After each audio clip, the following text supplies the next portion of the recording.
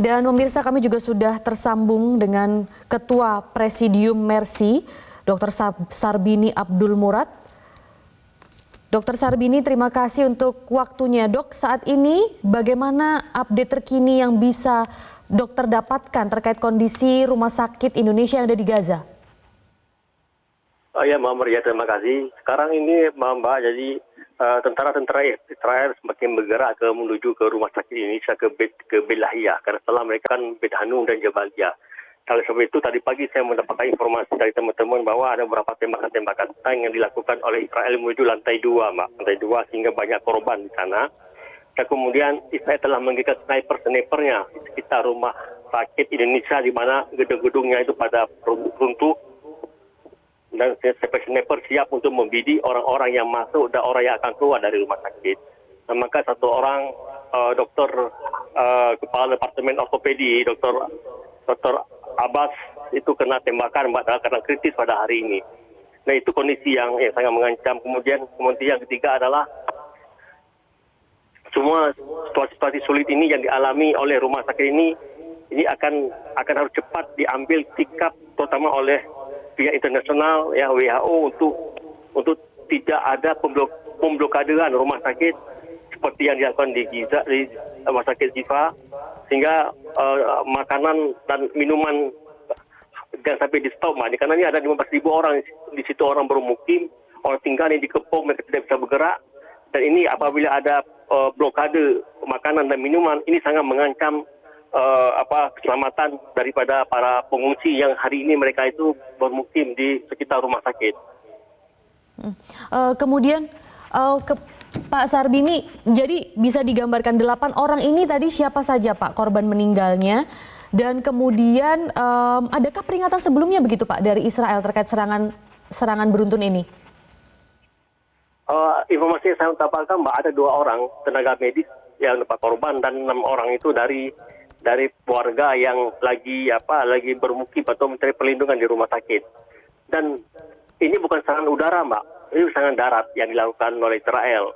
Nah, kalau kemarin-kemarin yang dilakukan oleh Israel adalah serangan udara.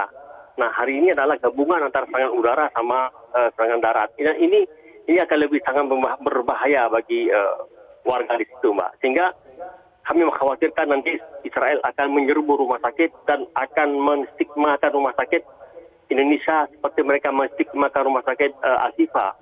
Karena mereka telah membuat narasi bahwa di rumah sakit Indonesia ini ada markah Hamas. Itu yang mereka cari, Mbak. Ini yang akan menjadi masalah besar ke depan. Baik, apakah Mercy akan berangkat ke sana, Pak, terkait dengan bombardirnya Israel ke rumah sakit Indonesia di Gaza terus-menerus ini? Dan itu keinginan dan harapan kita semua, Mbak. Tapi sampai dengan hari ini Mesir belum bisa memberi akses terhadap orang-orang luar, dokter-dokter luar untuk bisa masuk ke Gaza. Itu yang menjadi kendala pada hari ini. Baik, kemudian apa yang akan coba Mercy lakukan, Pak, untuk mencoba menyetop serangan-serangan yang terus dilakukan di rumah sakit Indonesia di Gaza ini kalau begitu?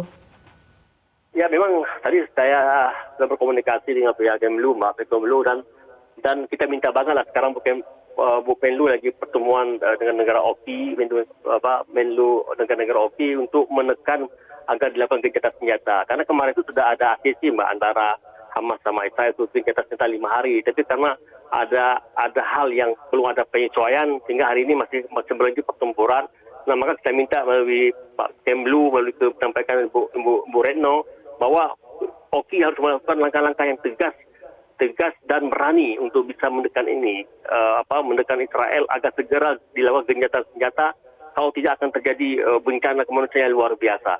Dan satu-satunya adalah OKI harus bisa meyakinkan Amerika. Saya pikir saya yakin kalau OKI mempunyai sikap yang solid, insya Allah ini bisa mendekan Amerika untuk bisa mendekan Israel agar gencatan senjata harus segera dilakukan sehingga korban-korban sipil ini tidak berjatuhan, sehingga rumah sakit yang memang hari ini pada sangat dibutuhkan oleh korban ini bisa berfungsi dengan baik kalau gencatan senjata itu, Pak. Kalau solar bisa masuk, obat-obatan, instrumen-instrumen bedah bisa masuk, sehingga rumah sakit bisa difungsikan ulang, sehingga bisa membantu korban-korban. Hari ini mereka tuh kasihan kita lihat tanpa ada penanganan semua rumah sakit yang ada di Gaza.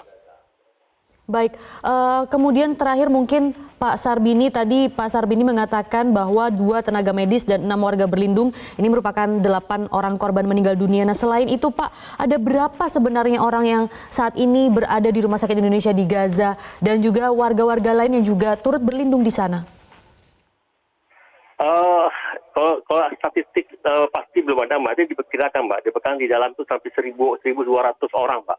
Kalau di luar diperkirakan 15 sampai dengan 15.000 orang yang tinggal di sekitar rumah sakit, Mbak. Baik, Dr. Sarbini Abdul Murad, Ketua Presidium Mercy, terima kasih untuk informasinya.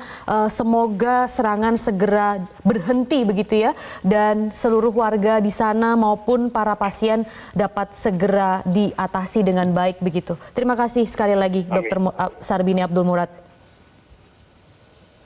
Ya, pemirsa, gambar yang sedang Anda saksikan saat ini adalah serangan yang coba dilakukan oleh Zionis Israel ke Rumah Sakit Indonesia di Gaza, dan ini merupakan dokumentasi yang kami peroleh yang terbaru beberapa jam yang lalu. Pemirsa, serangan balasan kembali terjadi begitu ya dari Zionis Israel dan menewaskan 8 orang, 2 tenaga medis dan 6 adalah warga yang mencoba mencari perlindungan.